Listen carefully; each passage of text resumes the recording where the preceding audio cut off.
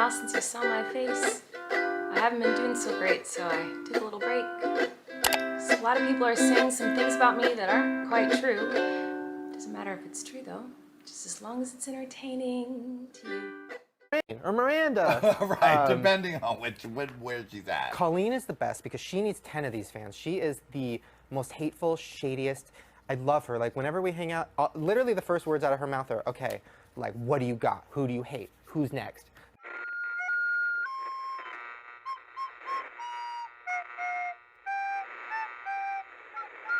Hey there, I'm here to interrupt your regularly scheduled entertainment. I'm not going to try to be here all day with this video since everybody is talking about it and it's pretty recent and just, it's everywhere, right? But I do think that I need to get some of my thoughts about this whole, like, Colleen pseudo-apology song video out. And basically just how she not only was not taking the allegation seriously at all, but also that she just flat out lied through the video. A quick forewarning prior to these recent allegations against Colleen, I had known absolutely nothing about her besides loosely being familiar with the name Miranda Sings, which I believe I knew from people maybe discussing Viners who had shifted to YouTube, but I could just also be completely wrong about that. Regardless, I was aware of the name Miranda Sings, but had never seen her content prior to any of these allegations. And as you can imagine, it's because of her content being teehee, funny voice, funny face, which frankly is what kids like, and it's just not my jam.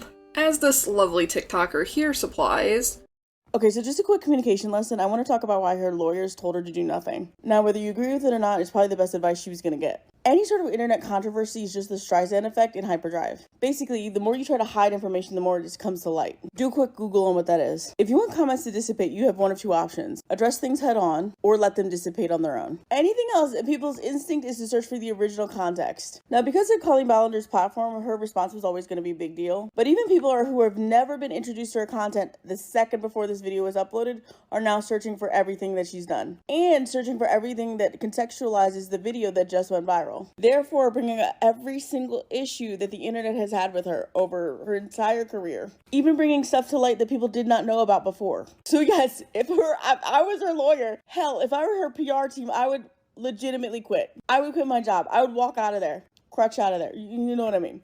The allegations against Colleen have caused a Streisand Effect to take place, in which people like me, who were unfamiliar with her work, are now seeking it out in order to see how bad it was and form our own opinions based on that. This can indeed cause some bias against the accused, but on the flip side of this coin, her fan base has a bias against her accusers because of their parasocial relationship with this creator. The parasocial relationship Colleen has with her fans is one of the worst I have seen in a long while on the internet due to the fact that Colleen continued to enable her fans' perception of her as a friend, and the fact that these fans, for the most part, were minors who were just starstruck with the notion that their favorite internet celebrity could possibly talk to them. Because, as it's apparent now, the group conversations that Colleen would have with her minor fan base was pretty, well known among the fan base that, hey, you could be lucky enough to be added into this group chat if you just liked her enough. Which, for the record, to anybody impressionable watching this, child or adult, your favorite internet celebrity is not your friend, even if they add you into a group chat. Regardless of if they engage with you in the same manner in which Colleen was engaging with her fan base, not your friend. Trust me. Now, Colleen has had a long history of inappropriate behavior towards minors that went ignored for a while. Similarly to Shane Dawson, she would make sexually charged comments about both strangers and family members alike, and just, it's a whole lot of yikes. I took the liberty of recording segments of this very, very obnoxiously long Twitter thread about a bunch of stuff that Colleen has done that's frankly horrific. Pause to read if you want.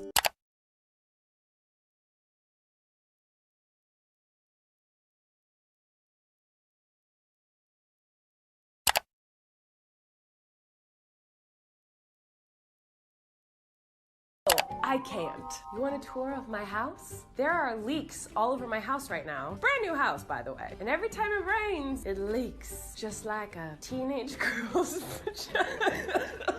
I can't believe I'm gonna say this. It leaks so much like a little girl's creases when she watches me.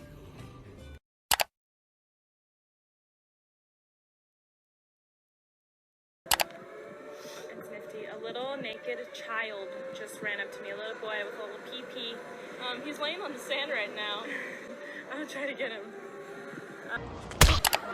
And so now, watch this. We're on the date, James. It's really romantic. Oh, we're getting close and personal. Oh, but I'm so hungry, James. Hold on, I got a snack. Was this in your self-help book? Was this in my self-help book? Was it? Because I brought self-help with me and I was just wondering. Well, shouldn't you know if you've read it? I'm just kidding, James. I'm just kidding. I love you. I'm just kidding.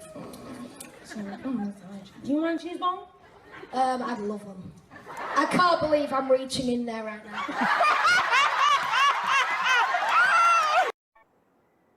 What the hell was that?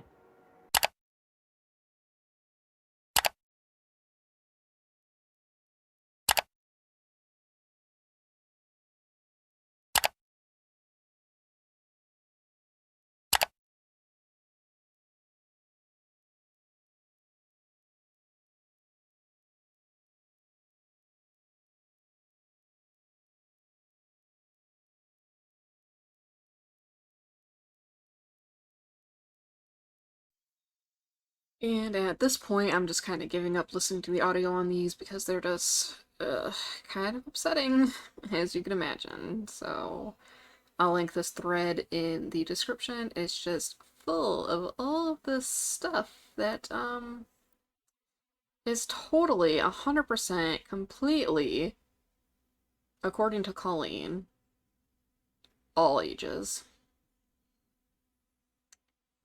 Yeah. If there's one thing that I've realized through the situation dealing with both Colleen and Shane Dawson, as well as many others, is people who make these sexually inappropriate comments to and about children tend to grow child audiences. I'd have to look more into the psychology behind this, but if I had to take like a wild guess, with my adult brain as to why this is the case, it is because children tend to be really desperate to prove their maturity and are often left to their own devices online due to parents underestimating a child's ability to look things up and consume inappropriate content. These kind of edgy, in quotes, humor that all these YouTubers tend to perpetuate is only really enjoyed by the emotionally immature, i.e. children, and the occasional adult that peaked in high school that never really mentally grew up. One part of the Colleen's ukulele video, she mentions that her Miranda Sings character is and has always been rated PG-13, so it wasn't her fault that parents were allowing kids to watch her channel, since her videos would not be recommended in the YouTube Kids app. I also wanted to take a minute to talk about that girl Miranda Sings. You know the one. Yeah, her. She's PG-13. It says that on my website, and it's always been that way. And that's why you won't find my videos on the YouTube Kids app. Anyway, I didn't realize it was my responsibility to decide what was appropriate for every kid to see. I've always relied on parents to decide if they're comfortable with their families watching my YouTube videos or coming to my live shows. Which I guess is true to an extent, but what does that even really mean? I snooped around the YouTube Kids app, and while I could see that on the 9 to 12 age section, which is the eldest the app goes, I did not see any videos for Colleen alone, but she was featured quite a bit on the Ballinger family channel. It is possible that her videos were removed from the Kids app once these allegations resurfaced, and yes, I said resurfaced because these allegations are not new, but even if the videos were never on the app to begin with, it seems really irrelevant to me for a few reasons. The first being that anybody at all, can watch YouTube videos with or without an account. The app being made for children is more of a formality for parents that actually give a shit about what their kids watch. You can just go on the normal YouTube site at any age and watch content. Secondly, the age in which YouTube allows a person to make an account is 13, which is a child. Which is also, conveniently enough, right around the same age range in which a lot of gross things were happening to certain fans, is when they were 13 years old. While I do agree that it is not Colleen's job to sanitize her content for children, it is her responsibility to make sure those watching her content understand it is not intended for them if they're a minor. The biggest example of this would be not engaging with her underage fans in a manner in which she was, i.e. the fucking group chats. I don't find an issue with talking to kids because they are human beings too. However, It was inappropriate for her to be asking things like, are they virgins, and recounting their first period experiences, asking for pictures of these minors regardless of what the pictures were, and for the record, she was asking for booty pictures from a minor. But overall, it's inappropriate for her to be in a group conversation privately messaging minors. I can understand, like, if minors were commenting on her public-facing profiles and she was responding, that's fine and dandy, but she doesn't need to be privately DMing any minors, right? Another thing Colleen should not have been doing, if she is insisting that her content was not intended for children, was making her live performances include children for the skits. It was a choice to call up minors from the audience to enact those skits. It was a deliberate action to have a prepubescent boy reach into her pants for a gag. And so now, watch this. We're on the date, James. It's really romantic. Oh, we're getting close and personal. Oh, but I'm so hungry, James. Hold on, I got a snack. Was this in your self-help book? Was this in my self-help book? Was it? Because I brought self-help with me and I was just wondering. Well, shouldn't you know if you've read it? I'm just kidding, James. I'm just kidding. I love you. I'm just kidding. Sorry, oh, sorry. Do you want a cheese ball? I'd love them. I can't believe I'm reaching in there right now. It wasn't just a fart joke to make that teenager lie on their back while Colleen outstretched their legs to an attempt to flash the audience. Which I know some moron is going to say something like, well, the kid could have just said no, or something along those lines, but kids, and many adults for that matter, will do things that they don't quite understand or don't even feel comfortable doing for the sake of gaining positive attention from a celebrity. Hi, okay, my name is Becky, I'm the girl in this video, and this video has over 1 million views, and that is a lot of people to be seeing this story without hearing it from me, so I want to explain this. So I was a fan of Colleen and all the Ballinger family for a very, very long time, and I think in this video I was about 16.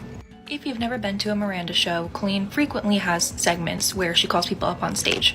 One of those segments was the porn bit, which I'm not really going to be explaining in this video, but that's why I was kind of trying to dress skimpy so that I would be called up on stage and basically get degraded by Miranda. But I did not get called up for that. I got called up for the yoga challenge. Now, as soon as I stood up from the audience, I saw Colleen's eyes widen because she realized I was not wearing pants. But for some reason, that didn't stop her from continuing. In fact, no adult at any point stepped in this situation. So we get to the point in the yoga challenge where I am laying down and Colleen is spreading my legs basically as far as she can. She spreads them so far that you can see the spandex I was wearing under my romper, which thank God I was wearing. Now, the original video posted by Xandar, I'm sorry if I pronounced her name wrong, is only a screenshot, but there is a whole video of this.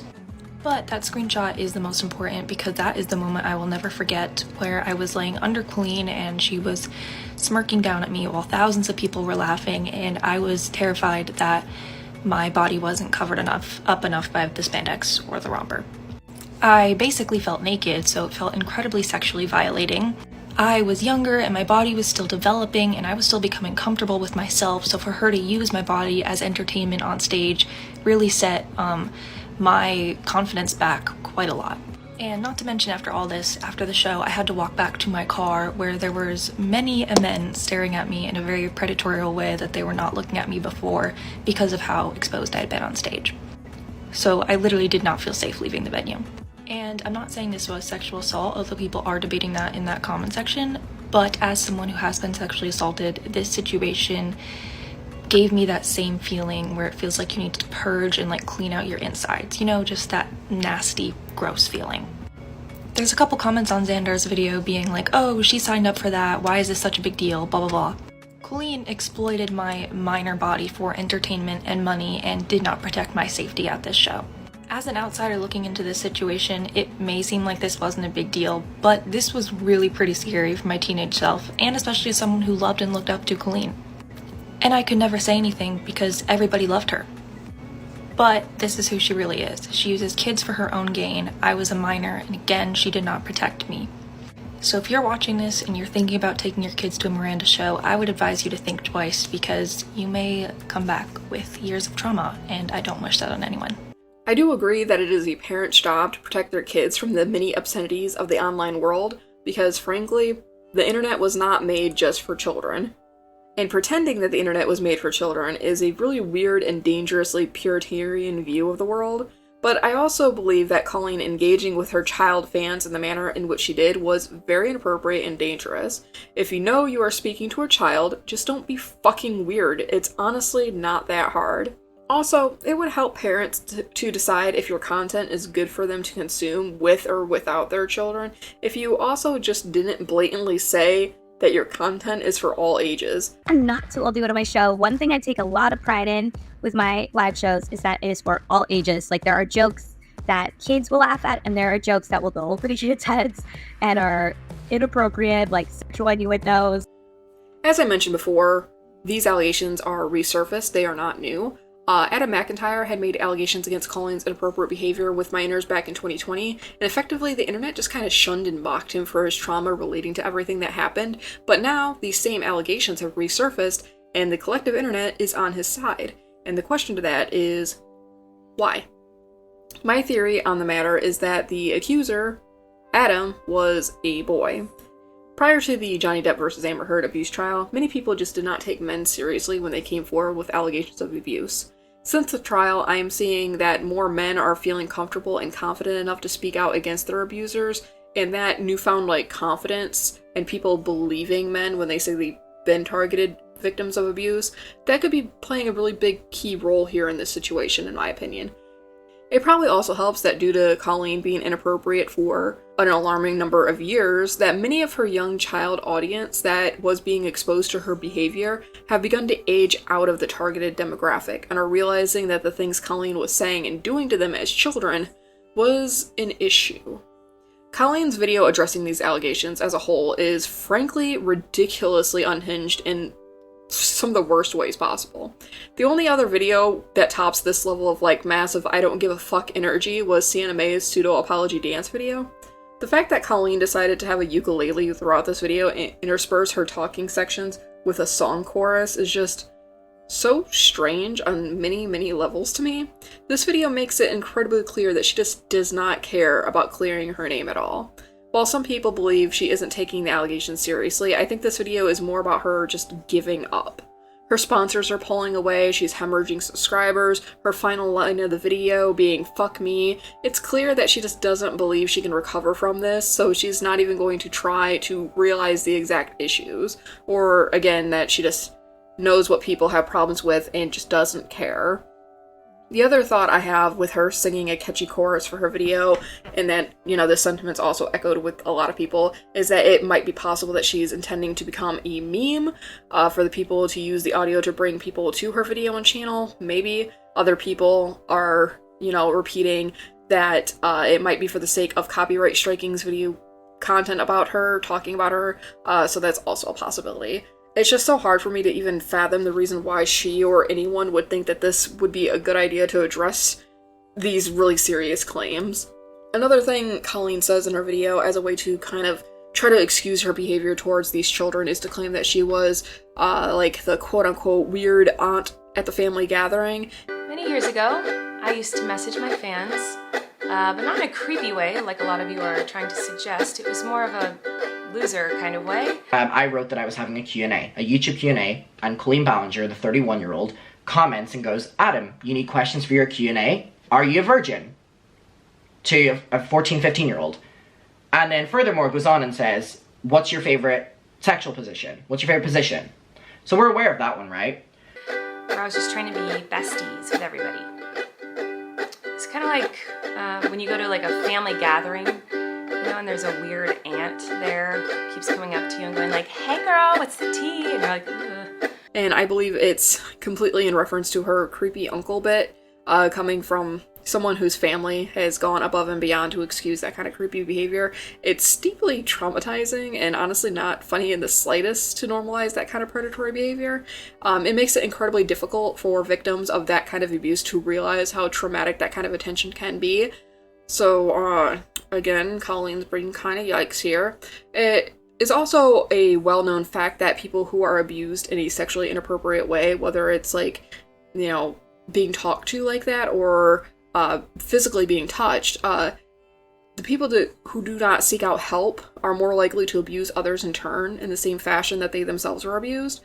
It is the creepy uncle bit that Colleen does, something that she had experienced. She needs to seek out help instead of subjecting her child audience to that same behavior.